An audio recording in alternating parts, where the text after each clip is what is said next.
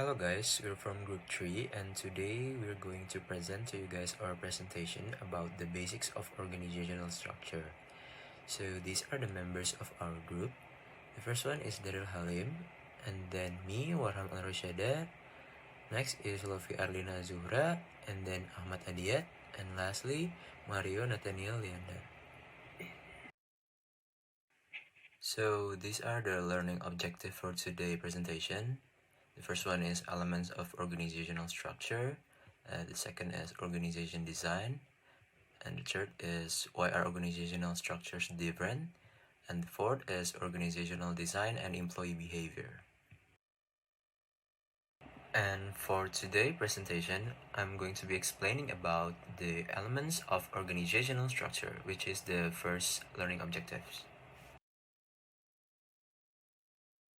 So what is organizational structure? So organizational structure is the way in which job tasks are formally divided, grouped, and coordinated. So organizational structure involves manager to address the 7 key elements, which are work specialization, departmentalization, chain of command, span of control, centralization and decentralization, formalization, and boundary spanning.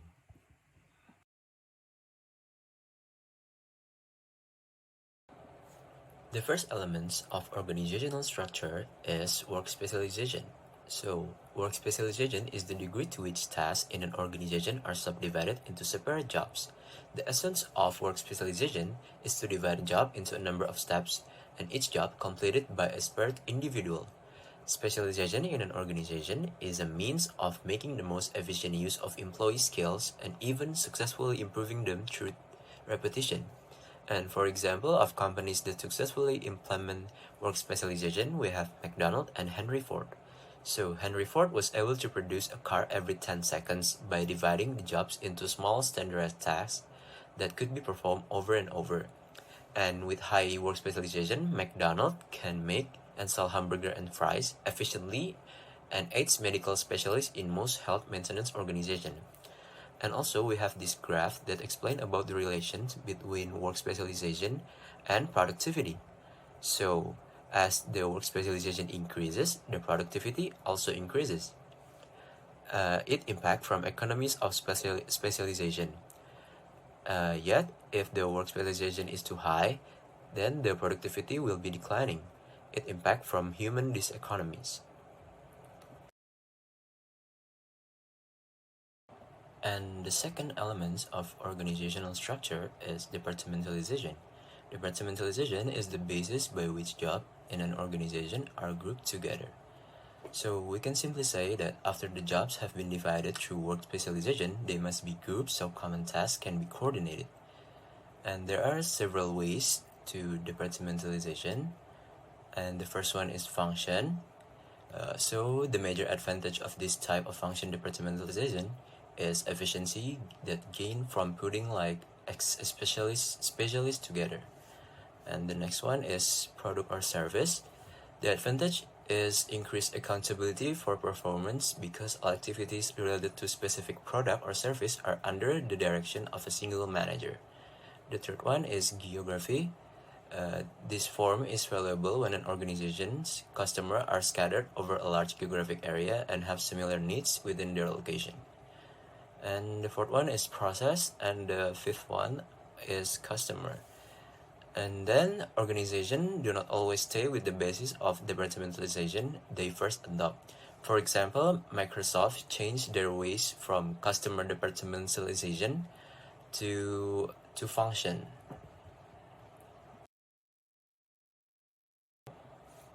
So moving on to the third element of organizational structure, the chain of command. Chain of command is the unbroken line of authority that extends from the top of the organization to the lowest echelon and clarifies who reports to whom. So when discussing about chain of command, we divide into two parts, authority and unit of command.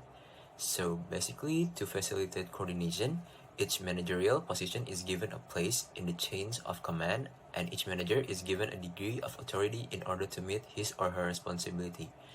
So authority is kind of the rights the inherent rights in a managerial position to give orders and to expect the orders to be obeyed.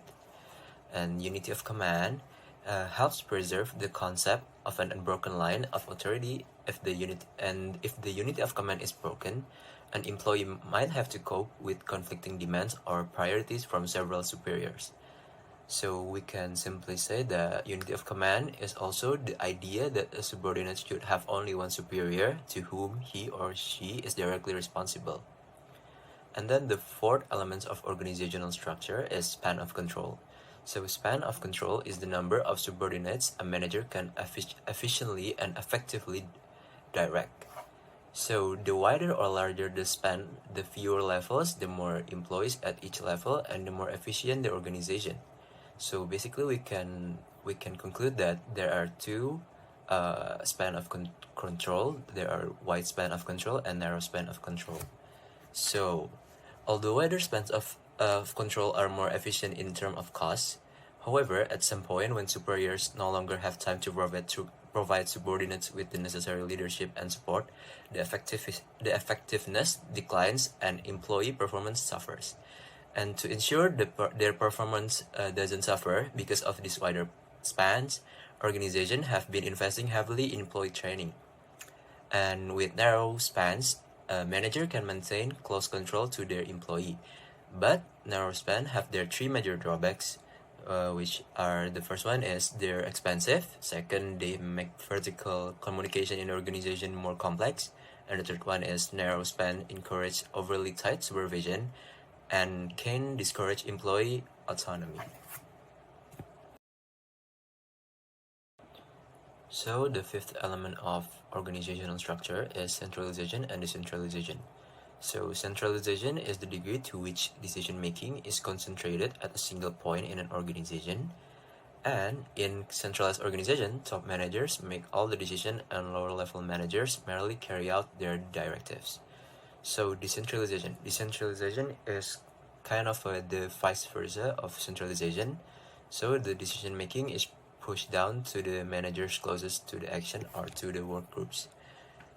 And centralized organizations are better for avoiding commission errors such as bad choices, and centralized oversight is needed to hold regional managers accountable, while decentralized organizations are better for avoiding omission errors or lost opportunities. Decentralized organization can act more quickly to solve problems, and the decentralized organization also more flexible and responsive, and thus can make the organization activities more effective. Decentralization is often necessary for companies with offshore sites because localized decision-making is needed to respond to each region. And then moving on to the sixth from organizational structure, we have formalization. So formalization is the degree to which jobs within an organization are standardized.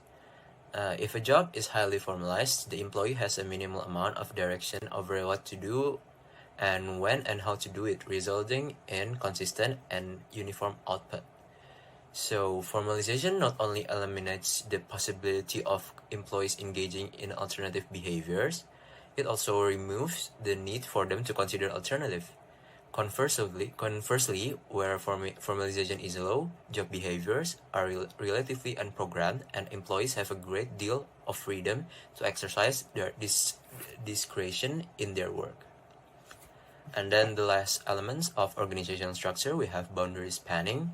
So boundary spanning is when individual form a relationship outside their formally assigned groups, and boundary spanning activities occur not only within but also between organizational. So organization can use formal mechanism to facilitate boundary spanning activities through their structure. The first method is to assign formal liaison roles or develop committees of individuals from different areas of the organization. And development activities can also facilitate boundary spanning.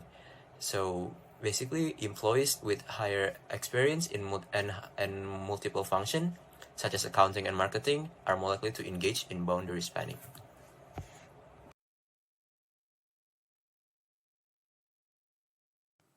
Now we move on to organizational design. The first common framework or structure is the simple structure. Now, what is the simple structure? The simple structure is simply a structure that is flat. There's only one head. Each department only report to one head. So why is it simple? Well, because it is simple. There's low degree of departmentalization, and information, orders, and information from bottom travels quickly. Usually, it only happens in the situation or organization that is currently is having an ongoing crisis. One example that I can give you is when there's, well, kind of morbid, when there's a plane crash and the airline that has their brand on that aircraft, they must deal with the crash. They're gonna have the PR department to respond to what's going on with the crash, any survivors, and they will have to deal with the casualties. If there's any survivors, they will have to treat them in the site on the site.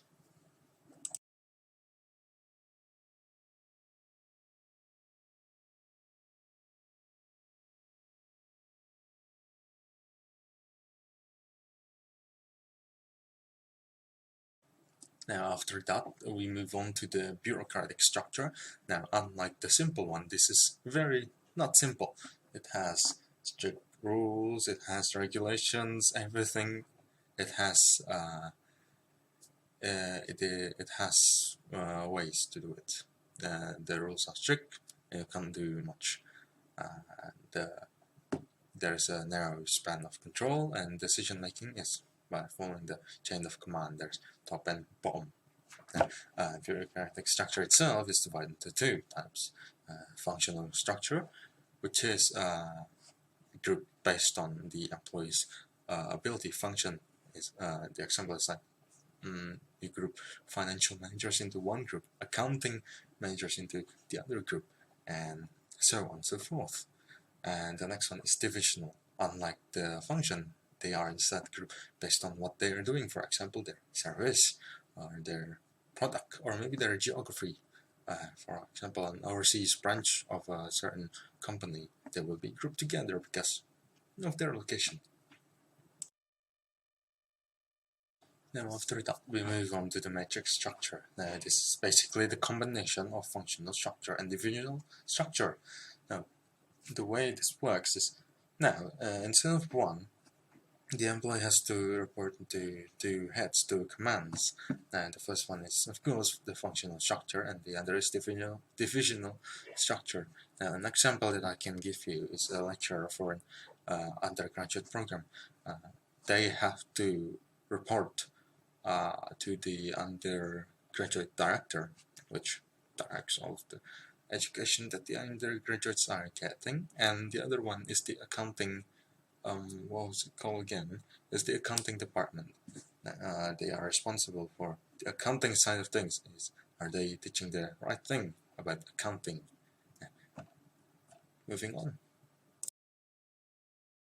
So moving on from Daryl's presentation, I'm now going to present the alternate design options and lean organizations for organizational structure. So now we're going to begin on the three main alternate options for organizational structure. In the book, there are three main organizational structure: virtual structure, team structure, and circular structure. In the virtual structure operates in small core organization that outsources major business functions. Typically, this organization with a structure outsources its major business functions. It is usually characterized as highly centralized with little or no departmentalization. So the second one is team structures.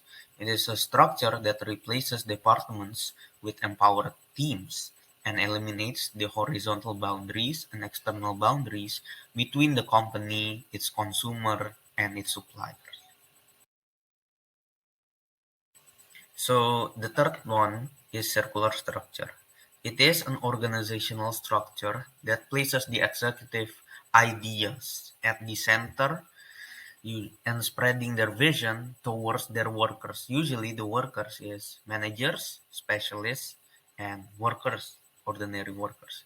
The circular structure is intuitive, has great appeal for people who are creative entrepreneurs. But in a corporate setting, it is usually more useful when spreading vision towards CSR, a vision of CSR. Next, I'm going to explain the effect of downsizing in creating a leaner organization. As of today, leaner organization creates a more effective and more efficient organization. Uh, One way to do it is downsizing. Downsizing means a systematic effort to make an organization leaner by closing locations, reducing staff, and selling off business units that don't have value. Downsize may mean to some as ways of restructuring a firm toward their core competencies, while others can focus on reducing bureaucracy and speed decision making. There are negative impacts of downsizing. It is it is usually have the negative impact of stock returns. In the short term, it will create some fear in investors and in confidence in their company. So the next one is employee attitudes, because many of their core workers maybe got fired and maybe laid off. Many coworkers may have the opportunity to worry about their future and experience a psychological withdrawal and voluntary turnovers because of others.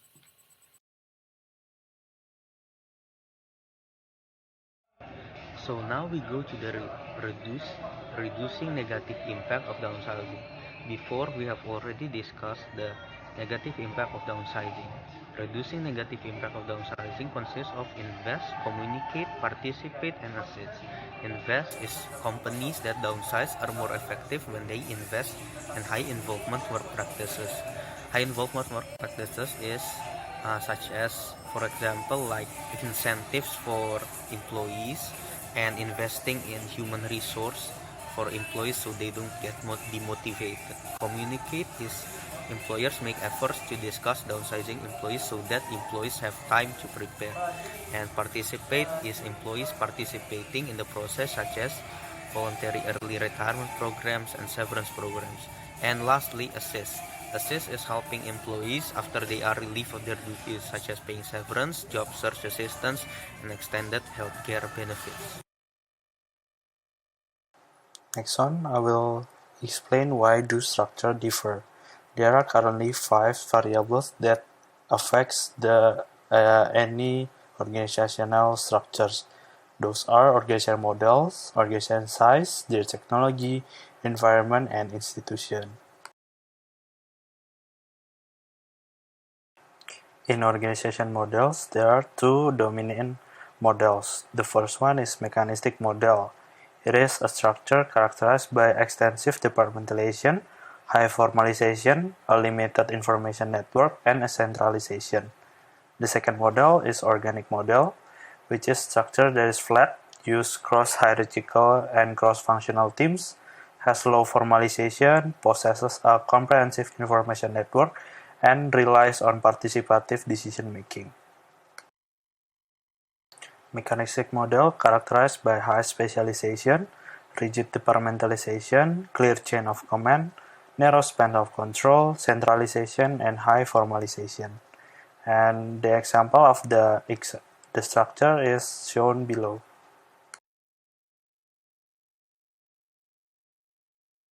The second one, organic model, is characterized by cross-functional teams, cross-hierarchical teams, free flow of information, wide span of control, decentralization, and low formalization. The example structure of organic model are seen below. Organization may combine the organic and mechanistic model by using these strategies. There are 3 strategies to structure their organization. The first one is innovation strategy, which is a strategy that emphasizes the introduction of major new products and services. The second one is cost minimization strategy, which is a strategy that emphasizes tight cost controls, avoidance of unnecessary innovation or marketing expenses, and price cutting. The last one is imitation strategy, which is a strategy that seeks to move into a new product or new markets only after their viability has already been proven. Next one, let's move to the second variable that affects a organization structure, which is organization size. Organization size affects its structures, and organizations with a lot of employees tend to have more specialization, more compartmentalization, more vertical levels, and more rules and regulation compared to small organizations. So small organizations have the opposite of what have been characterized in large companies.